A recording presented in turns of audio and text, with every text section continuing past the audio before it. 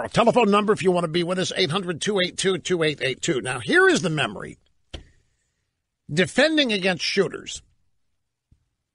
I remembered a story we had here, and it was a few years ago, that some school was telling its students, and you remember this when I mentioned this, a school, I think it was in Alabama, was telling students to bring in cans of food that they could throw at a shooter if the shooter got into their classroom. Is this ringing a bell with any of you? The school was in Alabama. The story was reported in the New York Daily News back in January 2015. In fact, it was January 13th.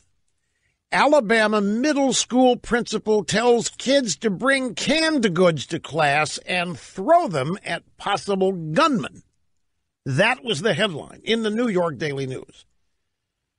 And then from the middle of the article, we went back and researched this, folks. We keep everything. We have the most massive transcript archive of everything I've ever said here. It's incredible. An Alabama middle school asked students to bring canned goods to school so they can throw them at potential gunmen. The principal at W.F. Burns Middle School in Valley, Alabama, Priscilla Holly, sent a note home to parents asking them to send their students back to class with an 8-ounce can of beans, corn, soup, or any other food.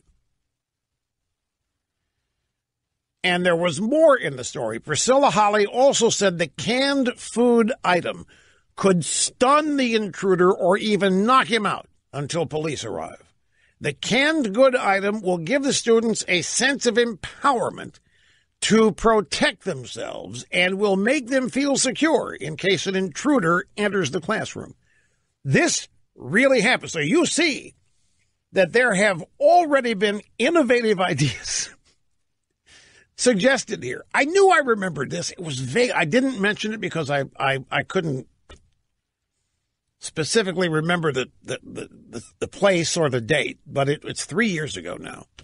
Canned goods. Students were asked to bring in by the principal canned goods to throw them at a potential gunman who might get in the classroom. And I don't follow up. I don't know. I don't know if it ever happened. I don't know.